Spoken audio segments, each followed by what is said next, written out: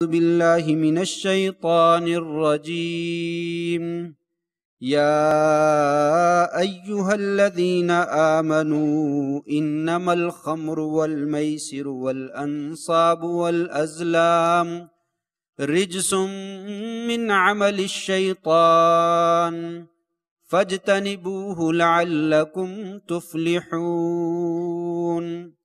انما يريد الشيطان ان يوقع بينكم العداوة والبغضاء في الخمر والميسر ويصدكم عن ذكر الله وعن الصلاة فهل أنتم منتهون۔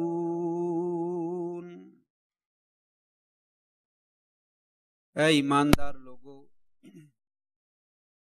یقیناً شراب اور جوا اور آستانے اور قسمت کے تیر یہ سارے کے سارے نجس اور پلید چیزیں ہیں اور شیطانی عمل ہیں۔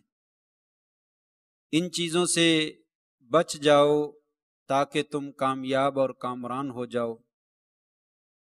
یقیناً شیطان چاہتا ہے کہ وہ تمہارے درمیان دشمنی اور بغض کو پیدا کر دے، شراب کی وجہ سے اور جوے کی وجہ سے، اور تمہیں اللہ کے ذکر سے روک دے اور نماز سے روک دے۔ کیا تم ان چیزوں سے باز آنے والے ہو؟ معزز دوستو، بزرگوں، بھائیوں اور نہایت ہی عزت کے لائق ماؤں اور بہنوں، اسلام ایک بہت ہی خوبصورت دین ہے، عظیم الشان دین ہے۔ دنیا میں ایسا کوئی دین موجود نہیں ہے جس نے انسانوں کی بھلائی کا کوئی ایسا عمل ہو جس میں لوگوں کا فائدہ موجود ہو اور شریعت نے اور دین نے اس کا حکم نہ دیا ہو۔ اور دنیا میں ایسی کوئی برائی اور ایسی کوئی خامی موجود نہیں ہے جو انسانوں کو نقصان پہنچانے والی ہو، اور دین اسلام نے لوگوں کو اس بات سے جو ہے وہ نہ روکا ہو اور منع نہ کیا ہو۔ یہی اسلام کی جو ہے وہ خوبصورتی ہے، یہی اسلام کا جو ہے وہ حسن ہے کہ وہ انسان کو اس کے تمام فائدوں والی چیزوں کے بارے میں خبردار کرتا ہے کہ یہ چیزیں مفید ہیں، ان کو ضرور استعمال کرو، اور جتنی بھی چیزیں انسان کو نقصان دینے والی ہیں ان تمام چیزوں سے انسان کو مطلع کرتا ہے اور خبردار کرتا ہے کہ ان چیزوں کے قریب بھی نہ جاؤ۔ اس لیے یہ اسلام جو ہے وہ عین فطرت کے مطابق ہے۔ دین اسلام انسان کی نیچر کے مطابق ہے، کوئی بھی چیز ایسی نہیں ہے جو عقل کے منافی ہو، انسان کی فطرت کے منافی اور انسان کی نیچر کے جو ہے وہ منافی ہو۔ لہذا دین اسلام دنیا میں وہ واحد مذہب اور واحد دین ہے جسے آنکھیں بند کر کے انسان کو جو ہے اس کو قبول کر لینا چاہیے اور اس پر عمل کر لینا چاہیے، اس لیے کہ یہ کبھی بھی انسان کے نقصان کا حکم نہیں دیتا اور کبھی بھی انسان کے فائدے والی چیز سے جو ہے اس کو منع نہیں کرتا۔ دنیا کے جتنے مذاہب ہیں، جتنے مسالک ہیں، جتنے جو ہے وہ دین ہیں، ان تمام کے اندر جو ہے وہ خامیاں پائی جاتی ہیں۔ کہیں پہ وہ آپ کو نقصان دہ چیز کے بارے میں حکم دے گا کہ یہ کام کر لینا چاہیے، اور کہیں پہ آپ کو فائدہ مند چیز سے وہ روکتا ہوا نظر آئے گا، لیکن اسلام کے اندر ایسی کوئی بات جو ہے وہ موجود نہیں ہے۔ دین اسلام اللہ تبارک و تعالی دین کا بھی خالق ہے اور ہمارا بھی خالق ہے۔ یقیناً اس نے ہمیں پیدا کرنے کے بعد ہمارے نظام زندگی کے لیے جو دستور حیات بنا کر اور قانون زندگی بنا کر ہمارے لیے بھیجا ہے، اس میں ہمارے لیے خیر ہی خیر ہے اور بھلائی بھلائی ہے۔ اللہ تبارک و تعالی اکیلا ہی ساری کائنات کا محسن ہے اور عظیم احسان کرنے والی وہ ذات ہے جو انسان کو بغیر مانگنے کے انسان کی مفید ترین چیزیں اور قیمتی ترین چیزیں اور ایسی چیزیں جو دنیا میں انسان کو کہیں سے نہیں ملتی ہیں وہ بھی اپنی رضا سے خود بخود جو ہے وہ انسانوں کو عطا کرتا ہے، اور پھر ان کی حفاظت کے لیے لوگوں کو حکم دیتا ہے۔ اللہ تبارک و تعالیٰ کے احسانات کا تذکرہ کیا جائے تو انسان تو وَإِن تَعُدُّوا نِعْمَةَ اللَّهِ لَا تُحْصُوهَا، انسان تو ان کو شمار نہیں کر سکتا ہے، انسان ان کو جو ہے وہ گن نہیں سکتا ہے۔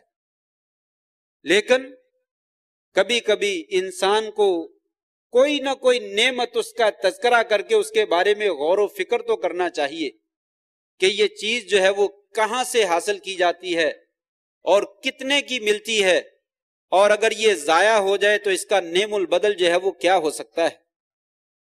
اللہ تبارک و تعالی سورۃ اسراء یعنی بنی اسرائیل کے اندر ارشاد فرماتے ہیں وَلَقَدْ كَرَّمْنَا بَنِي آدَمَ وَحَمَلْنَاهُمْ فِي الْبَرِّ وَالْبَحْرِ وَرَزَقْنَاهُمْ مِنَ الطَّيِّبَاتِ وَفَضَّلْنَاهُمْ عَلَى كَثِيرٍ مِّمَّنْ خَلَقْنَا تَفْضِيلًا۔ ہم نے آدم علیہ السلام کے بیٹے کو یعنی آدم اور ان کی اولاد کو بہت زیادہ عزت سے نوازا ہے، بڑی تکریم کی ہے، بڑا اکرام کیا ہے۔ دنیا میں لوگ جو ہے وہ آدم کے بیٹے کا اکرام نہیں کرتے ہیں، لیکن ہم نے جو ہے وہ آدم کے بیٹے کا جو ہے وہ اکرام کیا، آدم کی اولاد کا جو ہے وہ اکرام کیا۔ آپ دیکھتے نہیں حملناہم فی البر والبحر، ہم نے بر و بحر کی تمام سواریاں انسانوں کے لیے مطیع کر دی۔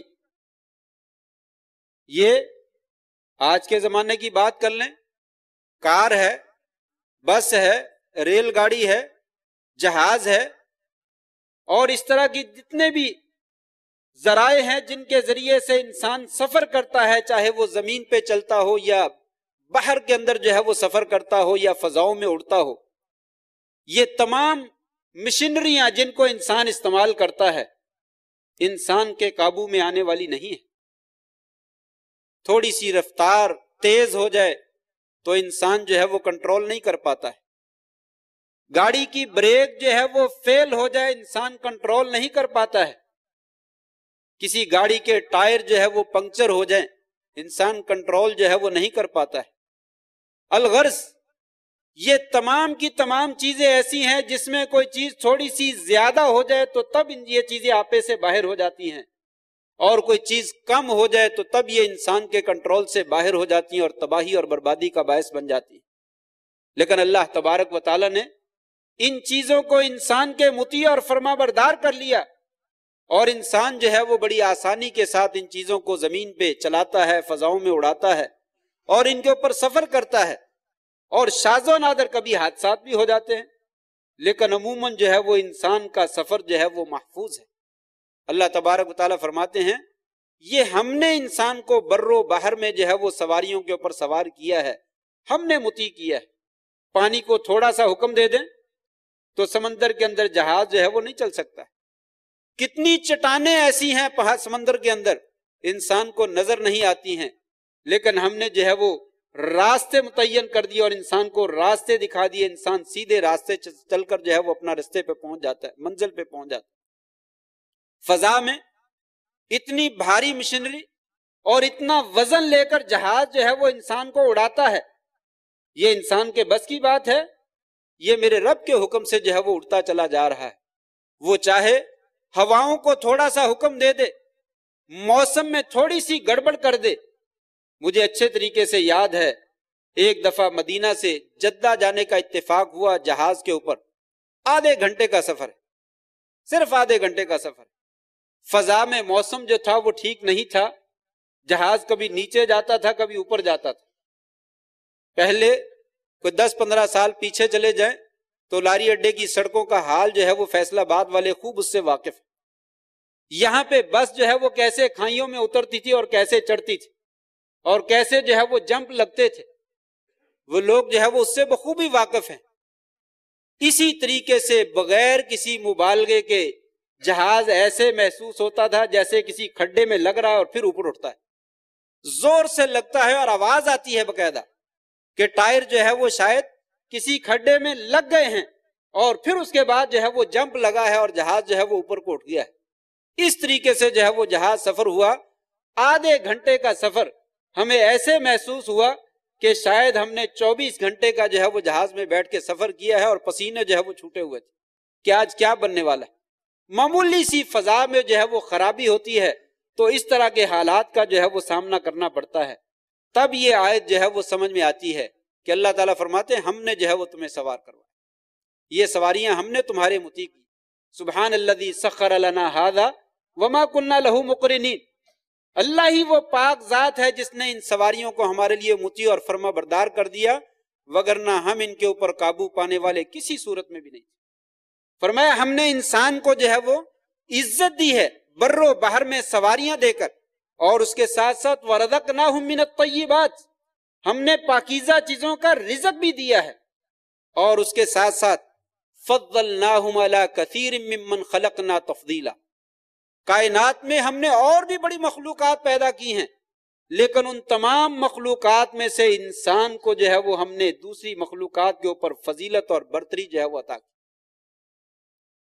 یہ بھی بہت بڑا احسان ہے کہ تمام مخلوقات کے اوپر اللہ تعالیٰ نے حضرت انسان کو فضیلت عطا فرمائی ہے، اور مفسرین نے ذکر کیا ہے، بالخصوص امام قرطبی رحمہ اللہ فرماتے ہیں کہ وہ فضیلت انسان کو اللہ تبارک و تعالیٰ نے عقل کے ذریعے سے عطا فرمائی۔ اونٹ بہت مضبوط اور بہت بڑا جانور ہے، ہاتھی بڑا طاقتور اور بڑا موٹا تازہ جانور ہے، شیر، چیتا بڑے قوت والے اور طاقتور جو ہے وہ جانور ہیں، اور اس کے علاوہ ہزاروں قسم کی مخلوقات ہیں، لیکن ان کے پاس انسان جیسی عقل جو ہے وہ موجود نہیں ہے۔ اللہ تبارک و تعالیٰ نے انسان کو عقل دے کر جو ہے وہ ممتاز کیا ہے۔ شیر انسان کو اپنا تابع نہیں بناتا ہے، انسان جو ہے وہ شیر اور ہاتھی کو جو ہے وہ اپنا تابع فرمان جو ہے وہ بنا لیتا ہے۔ جہاز انسان کو اپنا تابع نہیں بناتا ہے، لیکن انسان جہاز کو جو ہے وہ اپنا تابع جو ہے وہ بنا لیتا ہے۔ کس چیز کے ذریعے سے؟ اسی عقل کے ذریعے سے۔ یہ عقل اللہ تبارک و تعالیٰ کا بہت بڑا انعام ہے، بہت بڑی نعمت ہے، یہ عقل موجود ہے۔ انسان دنیا جہان کے اندر اپنے نفع اور نقصان کو جو ہے وہ دیکھ سکتا ہے اور سوچ سکتا ہے، یہ چیز میرے لیے فائدہ مند ہے، یہ میرے لیے نقصان دہ ہے، یہ کاروبار میرے لیے بڑا مفید ہے اور یہ میرے لیے بڑا نقصان دہ ہے، اور اس عقل کو استعمال کرتا ہے اور اسی کے ذریعے سے دنیا و آخرت کی پہچان کرتا ہے۔ یہ دینی نقطہ نظر سے ہے، یہ دنیاوی نقطہ نظر سے ہے۔ دین کو پہچاننے والے دین کو اہمیت دیتے ہیں اور دنیا کو کم اہمیت دیتے ہیں، اور جنہیں دین کی خبر نہیں ہے، عقل ان کی نہیں مانتی ہے، وہ دنیا کو ترجیح دیتے ہیں اور دین کو جو ہے وہ پس پشت جو ہے وہ ڈال دیتے ہیں۔ لیکن یہی عقل جب ختم ہو جاتی ہے، انسان کو مجنون کہا جاتا ہے، دیوانہ کہا جاتا ہے، پاگل کہا جاتا ہے، اور وہ انسان اس کی کیا حیثیت؟ آپ مجھ سے زیادہ بخوبی جانتے ہیں کہ ایک پاگل انسان جس کی عقل معوف ہو چکی ہو والعیاذ باللہ، اس کا اس دنیا میں کیا کردار ہے؟ وہ کسی خیر اور شر میں جو ہے وہ فرق کر سکتا ہے؟ وہ اپنا کسی وقت میں نفع اور نقصان جو ہے وہ سوچ سکتا ہے؟ وہ دنیا میں دنیا کے لوگوں کو کوئی خیر اور فائدہ جو ہے وہ پہنچا سکتا ہے؟ قطعاً نہیں۔ اس سے نقصان کی تو امید کی جا سکتی ہے، کسی فائدے کی امید نہیں کی جا سکتی، بلکہ وہ تو جانوروں کی طرح ہے، اور حقیقت میں یہ کہا جائے کہ جانوروں سے بھی نچلے درجے میں چلا جاتا ہے، تو اس میں شاید کوئی مبالغہ نہیں ہے، اس لیے کہ جانور کے پاس عقل نہیں ہے، لیکن آپ اس سے پھر بھی فائدہ اٹھاتے ہیں۔ مجنون آدمی گھر میں ہے، اللہ نہ کرے تو آزمائش ہے، اس سے فائدہ انسان کو ہوتا ہے، اللہ تعالیٰ اجر دیں گے اگر انسان اس تکلیف پہ صبر کرتا ہے، لیکن بذات خود وہ مجنون آدمی آپ کو کیا فائدہ دے سکتا ہے؟ دنیا کو کیا فائدہ دے سکتا ہے؟ جانور گائے ہے، بھینس ہے، اس کا دودھ پیا جا سکتا ہے، اس کو جو ہے وہ ہل چلانے کے کام لیا جا سکتا ہے، اس کی سواری کی جا سکتی ہے، اس کو ذبح کر کے اس کا گوشت جو ہے وہ استعمال کیا جا سکتا ہے، لیکن مجنون آدمی سوائے گھر میں کسی نقصان کے انسان کو کوئی فائدہ نہیں دے سکتا۔ اس اعتبار سے ظاہری طور پر وہ مجنون جو ہے عقل نہ ہونے کی وجہ سے ایک جانور سے بھی نچلے طبقے میں جو ہے وہ ہمیں نظر آتا ہے۔ تو یہ عقل کتنی بڑی نعمت ہے، یہ ہم ایک دیوانے آدمی کو اپنے سامنے کھڑا کر کے جو ہے وہ اندازہ لگا سکتے ہیں کہ اللہ تعالیٰ نے مجھے دنیا کی کتنی بڑی دولت جو ہے وہ عطا کر رکھی ہے. اور یہی وجہ ہے کہ اللہ تبارک و تعالیٰ جب نعمتیں عطا کرتے ہیں تو ان کی حفاظت کا بھی حکم دیتے ہیں. لوگوں جو نعمت ہے اس کی حفاظت بھی کیجئے، وگرنہ اللہ تبارک و تعالیٰ کا وبال اور اللہ کا عذاب جو ہے وہ نازل ہو سکتا ہے. فرمایا اس عقل کو ضائع نہ کیجیے.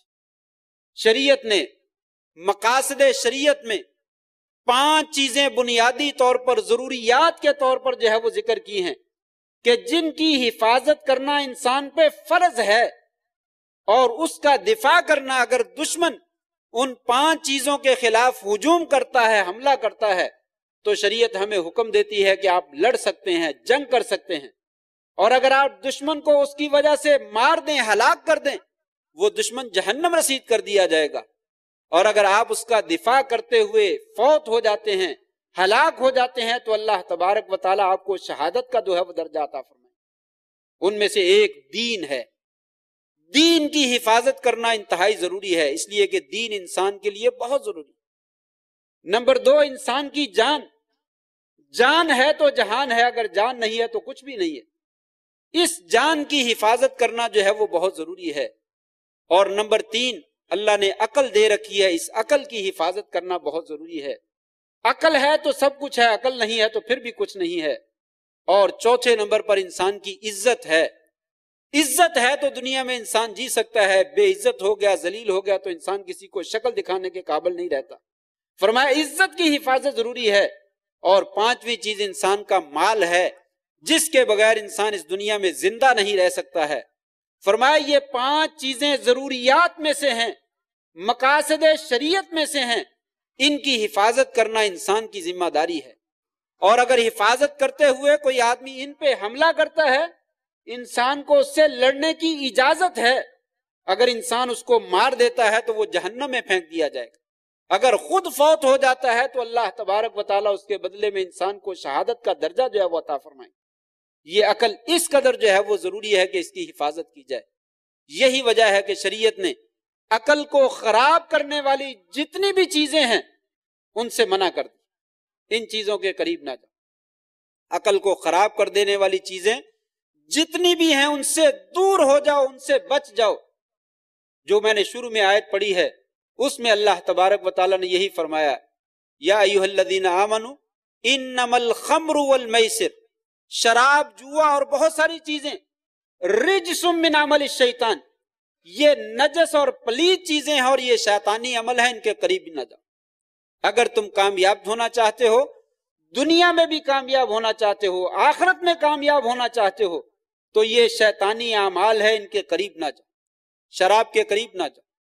شراب کی حرمت سے پہلے اللہ تعالیٰ نے ایک حکم نازل کیا تھا، یسألونک عن الخمر قل فیہما اثم کبیر ومنافع للناس.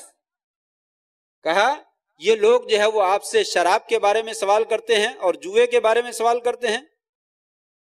یسألونک عن الخمر والمیسر، یہ آپ سے شراب اور جوئے کے بارے میں پوچھتے ہیں. ان کو کہہ دیجئے اس میں فائدہ بھی ہے، اس میں نقصان بھی ہے، لیکن اثمہما اکبر من نفعہما. یہ یاد رکھ لو ان کا نقصان جو ہے وہ ان کے نفع سے کہیں زیادہ ہے. ان کا نقصان، جوا بھی فائدہ دیتا ہے، انسان جیتتا ہے، پیسے جیت جاتا ہے، بلڈنگیں جیت جاتا ہے، کاروبار جیت جاتا ہے، بڑا کچھ جیت جاتا ہے، بڑا فائدہ اٹھا لیتا ہے. لیکن فرمایا اس کا نقصان بھی بہت زیادہ ہے، اور نقصان جو ہے وہ فائدے سے زیادہ بڑا ہے. اور شریعت نے یہاں پہ قاعدہ بتلا دیا، لوگوں نقصان دہ چیز سے تو بچنا ہی بچنا ہے، لیکن اگر ایسی چیز ہے جس میں فائدہ بھی پایا جاتا ہے، نقصان بھی پایا جاتا ہے، تو یاد رکھو اس کے فائدے کو بھی دیکھو، نقصان کو بھی دیکھو. کون سی چیز زیادہ ہے؟ جو چیز زیادہ ہے اس کا اعتبار کر لو. فائدہ زیادہ ہے تو فائدے کو حاصل کر لو، نقصان کو چھوڑ دو. نقصان زیادہ ہے تو نقصان کو ترک کر دو، فائدہ جو ہے وہ اس کی طرف جو ہے وہ چلے جائے. نقصان تھوڑا ہے تو اس کو جو ہے وہ برداشت کر لو، کوئی حرج نہیں. شریعت جو ہے وہ ہمیں یہ سنہری اصول بتلاتی ہے کہ یہ ایک ہی چیز ہے اور ایک چیز میں فائدہ بھی پایا جا رہا اور نقصان بھی پایا جا رہا. اگر آپ کو اس میں نقصان زیادہ ہے تو اس کے قریب مت جاؤ، فائدہ زیادہ ہے تو اسے جو ہے وہ حاصل کر. یہ شراب جو اور جوا جو ہے اس میں نقصان زیادہ ہے، فائدے ہیں لیکن بڑے بہت تھوڑے سے ہیں، لیکن یہ فائدہ تھوڑا جو ہے وہ حاصل کرنے کی ضرورت. کتنے ہی لوگ جو اپنے آپ کو بہت دیندار ثابت کرتے ہیں، دنیاوی معاملات میں کئی ایسے معاملات آ جاتے ہیں جن میں کہیں تھوڑا سا بھی فائدہ نظر آتا ہے اور وہ کام ناجائز ہوتا ہے تو بڑے دھڑلے سے یہ دلیل دے دیتے ہیں، دیکھیے جی اس میں فائدہ ہے، یہ فائدہ تو ہے، ہم اس وجہ سے کرتے ہیں. شریعت کہتی فائدہ لے لینا چاہیے. شریعت نے ہر فائدے کو حاصل کرنے کا حکم نہیں دیا بلکہ اس سے بچنے کا حکم دیا. تیسرے نمبر پہ شریعت نے اسی عقل کی حفاظت کے لیے مختلف نصوص میں یہ شراب کو جو ہے وہ حرام قرار دیا. اور شراب کیا چیز ہے؟ عام طور پہ بعض لوگ اور بعض نام نہاد علماء یہ بتلاتے ہیں کہ شراب جو ہے وہ صرف انگور کی بنائی جاتی، باقی کسی چیز سے شراب نہیں بنتی. جس شراب کو اللہ نے حرام کیا ہے وہ شراب انگور کی بنتی ہے. بالکل غلط بات. شراب جو ہے وہ جس چیز سے بھی بنائی جائے وہ شراب ہی شراب ہے، اسے خمر کہا جاتا ہے. حضرت عمر رضی اللہ تعالیٰ عنہ کی روایت ہے صحیح بخاری کے اندر، فرماتے ہیں کہ جس وقت اللہ تعالیٰ نے شراب کی حرمت کا حکم نازل کیا اس وقت ہمارے ہاں شراب 5 چیزوں سے بنائی جاتی تھی: کھجور سے، انگور سے، اور گندم سے، جو سے، اور شہد سے. یہ 5 چیزوں سے شراب بنائی جاتی تھی. اور پھر فرمایا لوگوں یاد رکھو یہ 5 چیزیں ہی شراب نہیں بنتی ہے، یہاں تو ہمارے ہاں صرف 5 چیزوں سے بنتی ہے. والخمر ما خامر العقل، لوگوں شراب اسے کہتے ہیں جو انسان کی عقل کے اوپر جو ہے وہ پردہ ڈال. ہر وہ چیز جو انسان کی عقل کے اوپر پردہ ڈال دیتی ہے وہ ساری کی ساری جو ہے وہ شراب ہے. اور وہ شراب اللہ تعالیٰ نے اس کو شیطانی عمل قرار دیا اور اس سے بچنے کا جو ہے وہ حکم دیا. لہذا اس شراب کے تحت آج کے زمانے میں جتنی نشہ آور چیزیں ہیں یہ تمام کی تمام جو ہے وہ شراب کے حکم میں جو ہے وہ آ جاتی ہیں. وہ چرس کی شکل میں کیوں نہ ہو، وہ افیون کی شکل میں کیوں نہ ہو، کوکین کی شکل میں کیوں نہ ہو، ہیروئن کی شکل میں کیوں نہ ہو، اور نئے زمانے میں آئس کا نام ایک دیا جاتا ہے اس کی شکل میں کیوں نہ ہو، یہ پاؤڈر کی شکل میں کیوں نہ ہو، چاہے اس کا انجیکشن لگایا جاتا ہو، اس کو سونگا جاتا ہو، اس کو سگریٹ میں ڈال کے پیا جاتا ہو، یہ جتنی بھی اقسام کے ہیں، میں نے پہلے بتلایا تھا کہ نام بدلنے سے چیزوں کی حقیقتیں جو ہے وہ نہیں بدل جاتی. یہ ساری کی ساری شراب کے حکم میں ہے اور یہ شراب حرام ہے اس لیے کہ انسان کی عقل کو معاف کر دینے والی ہے. اور عقل اللہ تبارک و تعالیٰ کی ایک بہت بڑی نعمت ہے.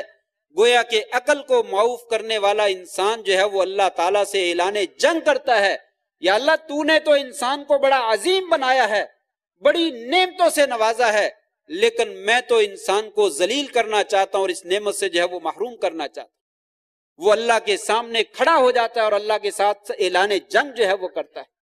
فرمایا اس آدمی کے لیے تباہی تباہی ہے، بربادی ہی بربادی ہے. یہ شراب کسی بھی شکل میں استعمال کی جائے، اور تھوڑی استعمال کی جائے یا زیادہ استعمال کی جائے، یہ بھی ایک شبہ ہے.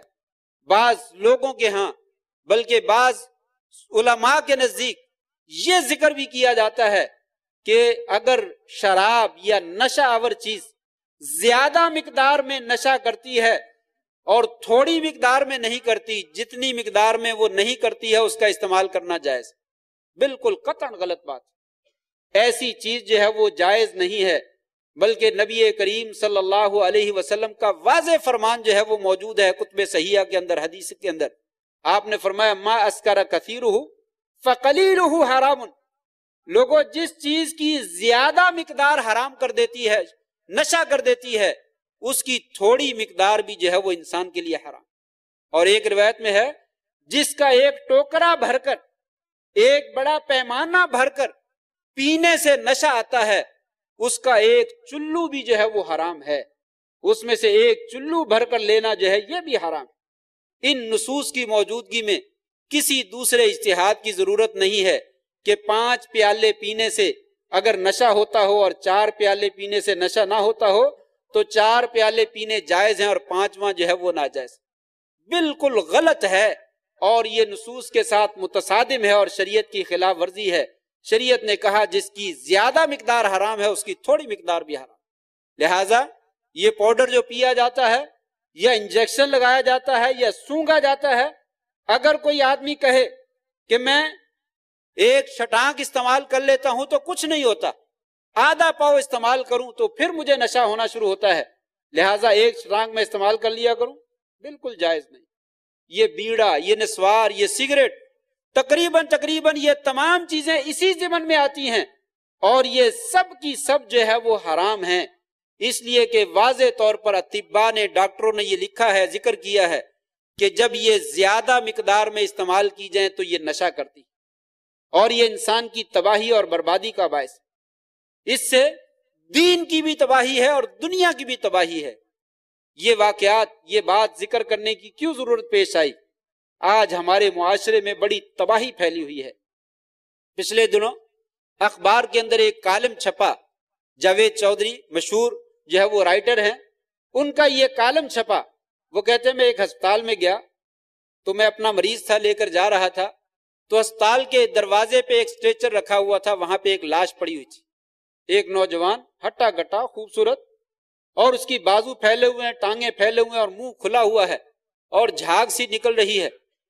میں نے تھوڑی سی نظر ڈالی، لیکن اپنا مریض لے کر جانا تھا، قریب میں مجھے ایک اپنا واقف ڈاکٹر نظر آ گیا، اس سے سلام دعا کی اور اپنے مریض کو لے کر آگے چلا گیا۔ دوائی لی، دوائی لینے کے بعد فارغ ہوئے تو واپسی پہ ڈاکٹر سے پوچھا اس مریض کو کیا ہوا؟ کہنے لگے مر گیا۔ کہا کیا ہوا؟ کہا نشے کی ڈوز جو ہے وہ زیادہ لی۔ کہا تمہیں کیسے معلوم ہے نشے کی ڈوز زیادہ لی؟ کہا آپ آج آئے ہیں، اس طرح کے کیس ہمارے پاس روزانہ ہی آتے ہیں، 1 2 3 ہمارے ہسپتال میں روزانہ کیس آتے ہیں، رات کو فنکشن ہوتا ہے، جشن منائے جاتے ہیں، خوشیاں منائی جاتی ہیں، پارٹیاں کی جاتی ہیں، ان میں جو ہے وہ ہیروئن اور آئس اور کوکین اور اس طرح کی جتنی بھی چیزیں، یا شراب کا نام لے لیجئے، انہیں استعمال کیا جاتا ہے، اور کبھی جوش میں آ کر جو ہے وہ ڈوز تھوڑی سی زیادہ استعمال کر لی جاتی ہے، جس کا نتیجہ یہ نکلتا ہے کہ وہ ہمارے پاس آنے سے پہلے ہی پورا ہو جاتا ہے۔ فرمایا یہ روزانہ کے کیس ہیں جو ہمارے پاس آتے ہیں، یہ ایک ہسپتال کی رپورٹ ہے۔ وہ ڈاکٹر کہتا ہے یہ روزانہ کے کیس ہیں ہمارے پاس، 1 2 3 کیس جو ہے وہ اس طرح کے آ جاتے ہیں۔ اور پھر آپ جو ہے وہ چلے جائیے، یہ لاری اڈے میں چلے جائیے، اسٹیشنوں پہ چلے جائیے، ہسپتالوں کے باہر جو ہے وہ چلے جائیے، پلوں کے نیچے جو ہے وہ چلے جائیے، کالجوں اور یونیورسٹیز میں چلے جائیے، جہاں پہ پارٹیوں میں چلے جائیے۔ اسلام آباد جو انتہائی ہمارا مشہور اور معروف ترین شہر ہے اور ترقی یافتہ شہر ہے، امیر ترین طبقہ جو ہے وہ وہاں پہ رہتا ہے، اور 90% لوگوں کو وہاں پہ جو ہے وہ امیر ترین لوگ قرار دیے جاتے ہیں۔ اس کی حالت تو انتہائی ابتر ہے۔ وہاں کا ایک افسر جو ہے وہ بتلاتا ہے کہ میرا بیٹا تعلیم حاصل کر رہا ہے اور تقریباً 24 گھنٹے میری اور میری بیوی کی وہ نگرانی میں رہتا ہے، لیکن میں قسم دیکھ نہیں سکتا ہوں کہ میرا بیٹا نشہ نہ کرتا ہوگا۔ ایک افسر اپنے بیٹے کے بارے میں رپورٹ دیتا ہے، کہتا ہے 24 گھنٹے میری زیر نگرانی رہتا ہے، لیکن میں اس کی قسم نہیں دے سکتا ہوں کہ یہ نشہ نہ کرتا ہوگا، اس وجہ سے کہ ماحول کے اندر اتنا زیادہ نشہ کیا جاتا ہے، ان لوگوں کا بچنا جو ہے وہ بہت ناممکن ہے، بہت مشکل ہے۔ سکول اور کالج کے اندر معمولی بات ہے، سگریٹ پینا تو کوئی بڑی بات ہی نہیں، اور خاص سگریٹ پینا یہ تو اسپیشل جو ہے وہ فنکشن ہے، اور پھر پارٹیوں کے اندر اسپیشل مشروبات کا اہتمام کرنا یہ تو بہت خوبصورت بات ہے ان کے نزدیک۔ یہ تباہی اور بربادی معاشرے کو تباہ کر دینے والی۔ قرآن مجید میں کئی جگہ پہ اور حدیث پاک میں بھی کئی جگہ پہ اس تباہی اور بربادی کا ذکر کیا گیا۔ وقت جو ہے وہ بڑی تیزی سے گزر جاتا ہے، میں بات بڑی تفصیل سے ذکر کرنا چاہتا تھا لیکن وقت ختم ہو رہا ہے، میں صرف اشارے اور کنایے سے 2-3 باتیں ذکر ضرور کر دوں۔ قرآن مجید نے منع کیا، حدیث پاک میں شراب پینے والے، پلانے والے، بیچنے والے، خریدنے والے، لانے والے، منگوانے والے، شراب بنانے والا اور بنوانے والا، قیمت لینے والا اور دینے والا، ہر طرح کے بندے پر اس کے اوپر اللہ تعالیٰ کی جو ہے وہ لعنت فرمائی۔ اور ایک حدیث میں فرمایا لم تقبل لہ صلاۃ 40 یوما، ایک مرتبہ شراب پیتا ہے تو 40 دن تک اللہ تبارک و تعالیٰ نماز قبول نہیں فرماتے۔ اور ایک روایت میں فرمایا اگر توبہ کر لے تو توبہ ہو جاتی ہے، پھر پی لیتا ہے تو پھر 40 دن، پھر توبہ کر لے تو توبہ ہو جاتی ہے، پھر پی لے تو 40 دن، چوتھی مرتبہ میں ذکر کیا وعید کے لیے، پھر اللہ تبارک و تعالیٰ اس کی توبہ بھی قبول نہیں کرتا اور اسے نہر خبال سے جو ہے وہ پانی پلایا جائے گا۔ پوچھا گیا نہر خبال کیا ہے؟ کہا یہ وہ نہر ہے، یہ وہ گڑھا ہے جہاں پہ جہنمیوں کا خون اور پیپ جو ہے وہ پھینکا جاتا ہے، اس پیپ سے ان شراب پینے والوں کو جو ہے وہ پلایا جائے گا۔ یہ آخرت کی تباہی اور بربادی ہے، دنیا کی تباہی اور بربادی۔ انسان اپنی عقل کو خود معاف کرتا ہے، پیسہ اپنا خود برباد کرتا ہے، اپنے والدین کو رسوا کرتا ہے اور بے حیائی اور برائی کا سامان کرتا ہے، عزتوں کو پامال کرتا ہے۔ ایک آدمی نے اخبار میں قصہ لکھا، کہنے لگا ایک بچہ شراب پی کے آیا اور گھر میں پہنچا، ماں تندور کے اندر روٹیاں لگا رہی تھی، تندور کے اندر روٹیاں لگا رہی تھی۔ وہ آیا اور دیکھا کہ ماں ادھر کھڑی ہے، اسے کوئی ہوش ہی نہیں، پیچھے سے آیا اور دھکا دیا اور ماں کو تندور کے اندر پھینک دیا۔ تندور میں بھانبڑ مچا ہوا تھا اور کوئی بچانے والا نہیں تھا، وہ ماں وہیں پہ جل کر جو ہے وہ راکھ ہو گئی۔ اس طرح کے ایک دو نہیں، ہزاروں واقعات ہیں اور ایسے ایسے واقعات ہیں جو رونگٹے کھڑے کر دینے والے ہیں۔ معاشرے کو تباہ و برباد کر دینے والا یہ نشہ ہے، انسان کو دینی طور پر بھی اور دنیاوی طور پر بھی تباہ و برباد کر دینے والا، گھر کو اور معاشرے کو تباہ کر دینے والا یہ نشہ ہے۔ اس سے بچنا کتنا ضروری ہے انسان جو ہے وہ سوچ نہیں سکتا ہے۔ لہٰذا ضرورت اس بات کی ہے، ارباب اقتدار سے بھی میں گزارش کروں گا اور سکول و کالج اور یونیورسٹیز کے لوگوں سے بھی، ان کے ذمہ داران سے بھی گزارش کروں گا، والدین سے اور اساتذہ سے بھی گزارش کروں گا، اپنے بچوں کی تربیت کریں۔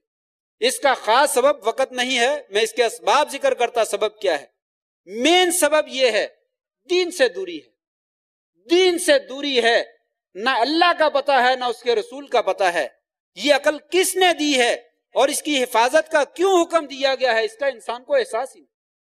آپ دیکھ سکتے ہیں مدارس میں بچے سگریٹ پیتے ہیں، ہمارے مدارس میں جامعہ کے باہر قریب میں کوئی سگریٹ کی دکان نظر آتی ہو، کوئی بیچنے والا نظر آتا ہو، کوئی پڑیاں بیچنے والا نظر آتا ہو، کوئی پاؤڈر بیچنے والا نظر آتا ہو، یہاں پہ قال اللہ اور قال الرسول پڑھایا جاتا ہے، دین سمجھایا جاتا ہے۔ ٹھیک ہے بچے آوارہ ہیں، بچے کوئی گناہ کرتے ہوں گے، بچے کوئی غلط کام کرتے ہوں گے، لیکن اس طرح کی خرابیاں آپ کو نظر نہیں آئیں گی، اس لیے کہ اساتذہ جو ہے وہ ان چیزوں سے دور ہیں اور پڑھانے والے ان سے دور ہیں، اور جو ان کو تعلیم دی جاتی ہے اس سے نفرت دلائی جاتی ہے۔ اور اگر جو ہے یہ لوگ استعمال نہیں کرتے تو کون سا ان کا نقصان ہو جاتا ہے۔ لیکن آپ اسکول و کالج میں چلے جائیں، وہاں پہ بیسیوں لوگ ایسا کاروبار کرنے والے جو ہے وہ نظر آئیں گے۔ اس کی وجہ دنیا پڑھتے ہیں، دین کا کوئی پتہ نہیں، اللہ کون ہے، رسول کون ہے، نماز کیا ہے، قرآن کیا ہے، حدیث کیا ہے، کون ہمیں حکم دیتا ہے، ارکان اسلام کیا ہوتے ہیں، کلمہ کیا ہوتا ہے، اس کا معنی کیا ہوتا ہے۔ ان چیزوں کا جب علم نہیں ہے تو پھر اسی طرح کے کام کر، مایوسی ہے وہاں پہ، اللہ کی رحمت سے مایوسی پھیلتی ہے، جس کی وجہ سے انسان جو ہے وہ مایوس ہو کر اس طرح کے کام کرنے کو جو ہے وہ آگے بڑھتا ہے۔ بہرحال وقت ہوتا تو میں ساری چیزوں کی طرف جو ہے وہ وضاحت کرتا کہ اس کے اسباب کیا ہیں۔